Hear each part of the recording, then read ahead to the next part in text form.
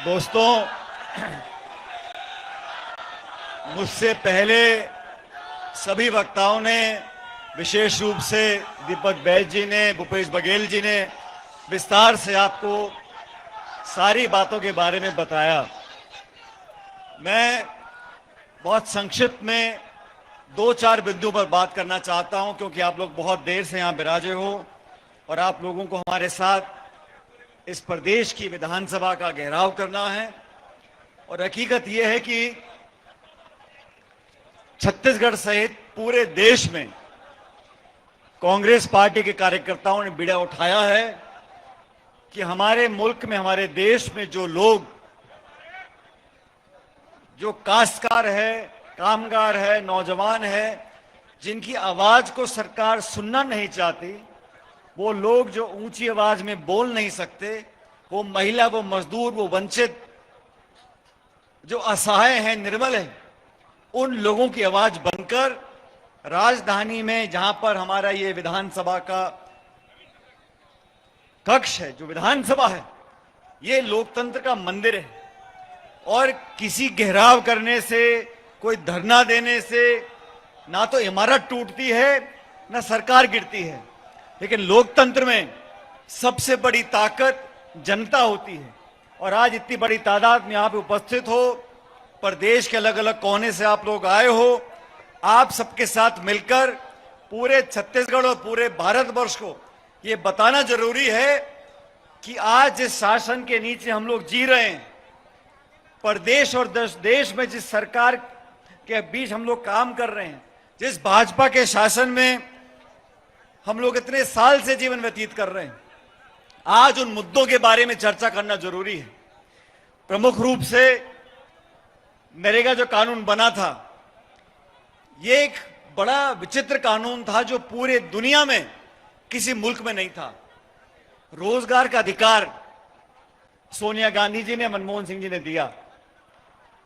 और जैसा भी एक वक्ता ने कहा, मोदी जी प्रधानमंत्री बने, उनका पहला भाषण ये था कि इतने हजारों करोड़ रुपए ग्रामीण क्षेत्र में गरीब परिवार के एक व्यक्ति को मेहनत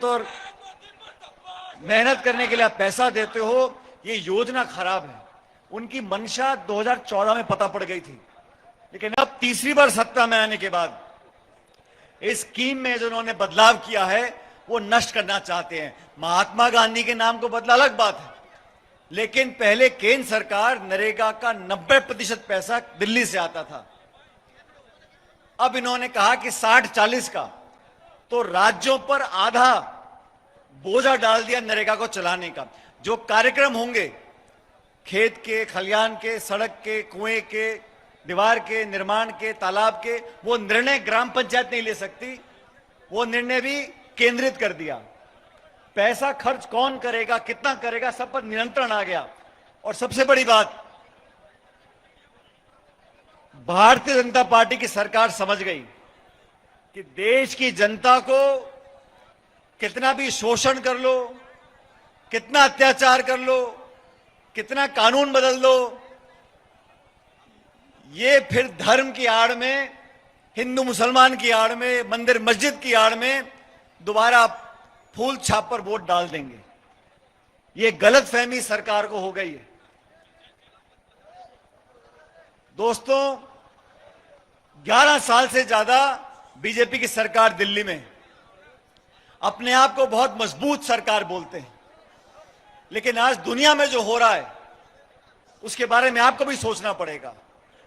भारत में बहुत प्रधानमंत्री हुए, ऐसे प्रधानमंत्री जो 40 सांसदों की पार्टी के प्रधानमंत्री बने, देवेगौड़ा बने, चंद्रशेखर जी बने, जो गैर कांग्रेसी प्रधानमंत्री रहे, लेकिन किसी प्रधानमंत्री ने, किसी सरकार ने 75 सालों में देश के किसान के साथ धोखा नहीं किया। हमारी नीति अलग हो सकती है, विचारधारा अलग हो सकती है, लेकिन जो उस पद पर आसीन होता है, जो सरकार का मुखिया होता है, हमारी भारत सरकार का, वो पूरे देश की सरकार का मुखिया है।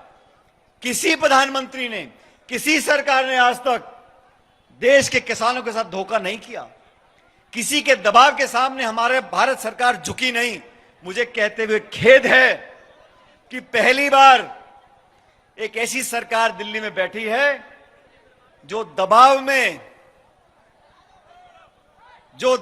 में निर्णय लिए जा रहे हैं, उससे दूरगामी नुकसान हमारे देश के किसानों का होगा। चाहे कपास के किसान हो, सोयाबीन के किसान हो, मक्का के किसान हो, इस देश के किसानों के हित को दरकिनार कर यह समझौता अमेरिका के साथ किया है। और मैं आप लोगों से पूछना चाहता हूं, इस देश में अलग अलग पार्टियां हैं, हम चुनाव जीतते और हारते हैं, लेकिन कभी ऐसी सरकार बनी है जो विदेशी ताकतों के सामने घुटने टेक दे। 140 करोड़ के इस मुल्क को कोई दूसरा देश हमें आदेशित कर सकता है कि आप रूस से तेल नहीं लेंगे। रूस से तेल लेना है नहीं लेना, यह निर्णय भारत का होना चाहिए। यह देश एक स्वाभिमानी देश है, यह निर्णय हमारा है। हम कितना तेल लेंगे, किस दाम पर लेंगे, लेंगे नहीं लेंगे, यह हमको बताया गया। ये कौन सा दबाव है भारत सरकार के ऊपर, जो डोनाल्ड ट्रंप अमेरिका में बैठे बैठे कभी युद्ध विराम की घोषणा कर देता है, कभी व्यापार सौदे पर समझौता कर देता है और देश को पाबंद कर दिया। इस सरकार की आंख और कान बंद हैं। आज एलपीजी की किल्लत पूरे देश में है, कालाबाजारी हो रही है, लोगों को गैस नहीं मिल रही। अभी तो चुनाव है 5 राज्यों में, एक तो तेल के दाम भी बढ़ जाते। लेकिन जिन मुल्कों के साथ हमारा समझौता हुआ है, आज खाड़ी में 95 लाख भारतीय रहते हैं, उनकी सुरक्षा के लिए सरकार क्या कर रही है? ऊर्जा, 88% ऊर्जा भारत की तेल और गैस हम निर्यात करते हैं, उनके दामों को लगाम कैसे लगाएंगे? आप कानून बनाते हो, ऐसे कानून बनते हैं जहां पक्षपात दिखाई देता है। हमने कानून बनाया सोनिया गांधी जी की सरकार और मनमोहन सिंह की सरकार ने, और मुझे फक्र है, हमने शिक्षा का अधिकार दिया, खाद्य सुरक्षा का अधिकार दिया, आदिवासियों का अधिकार दिया, जमीन अधिग्रहण में कानून बनाया। और मोदी सरकार ने क्या कानून बनाए? नोटबंदी लेकर आ गए, गलत जीएसटी थोप दी, देश को लाइनों में लगा दिया और आज ये हालात पैदा कर दिए हैं कि देश और प्रदेश में सिर्फ चंद पूंजीपतियों की तूती बोल रही है, बाकी जनता से, गरीब से, किसान से, महिला से कोई सरोकार नहीं है। इस व्यवस्था के खिलाफ पूरे देश में कांग्रेस पार्टी राहुल गांधी जी और खड़गे जी के नेतृत्व में जनता की आवाज को बुलंद कर रही है। छत्तीसगढ़ में 2.25 साल हो गए, अभी बघेल जी भाषण दे रहे थे, मैं तो धन्यवाद करना चाहता हूं आपका। आपने जो काम किया भूपेश जी, ये काम गृह मंत्रालय का है, ये काम पुलिस का है। छत्तीसगढ़ में सरकार की नाक के नीचे अफीम की खेती हो रही है और सरकार को मालूम नहीं है। आपने उजागर कर दिया, पूरी पार्टी खड़ी हो गई, सरकार को मजबूरन कदम उठाना पड़ गया। नहीं तो ये सरकार किसी भी अपराधी पे तब कार्रवाई करती है जब उसका संपर्क वो कांग्रेस से जोड़ सकती है। बाकी कोई कमी नहीं छोड़ी, शाम दाम दंड भेद सब लगा दिए। अभी कल राज्यसभा के चुनाव हुए, अलग अलग दलों के विधायकों को मजबूरन लालच देकर अपने पक्ष में वोट डलवा रहे हैं। अरे क्या जरूरत है आपको? इस लोकतंत्र को जीवित रखने के लिए लोगों ने कुर्बानियां दी हैं। 75 साल तक संस्थाओं को मजबूत करने के लिए अलग अलग सरकारों ने बहुत त्याग बलिदान दिया।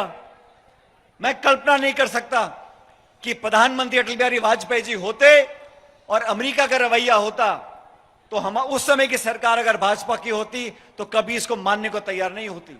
और राहुल गांधी बार बार चेतावनी देते रहे, कोविड होगा, महामारी होगी, देश के लिए कुछ कर लो, लॉकडाउन लगाना पड़ेगा। जनता की सुनने के बजाय, राहुल जी की सुनने के बजाय घमंड और आक्रमण में राज हो रहा था। और आज सरकार से सवाल पूछते हैं तो सांसदों को बर्खास्त किया जाता है, सांसदों के, राहुल जी के माइक बंद कर दिए जाते हैं। इस व्यवस्था में, लोकतंत्र में, जहां निर्वाचन आयोग पर तमाम आरोप लग रहे हैं और कोई सफाई देने को तैयार नहीं है। मुख्य निर्वाचन आयोग की चुनाव जो प्रक्रिया होती है उसको बदल दिया गया और अब तो ज्यादा सोचना नहीं पड़ता। हम सब जानते हैं जिस दिन चुनाव में जाने वाले राज्य के अंदर प्रधानमंत्री की आखिरी सभा होगी उसके बाद ही चुनाव घोषित होंगे। प्रधानमंत्री 13-14 को बंगाल जाएंगे तो 15 को चुनाव घोषित होंगे।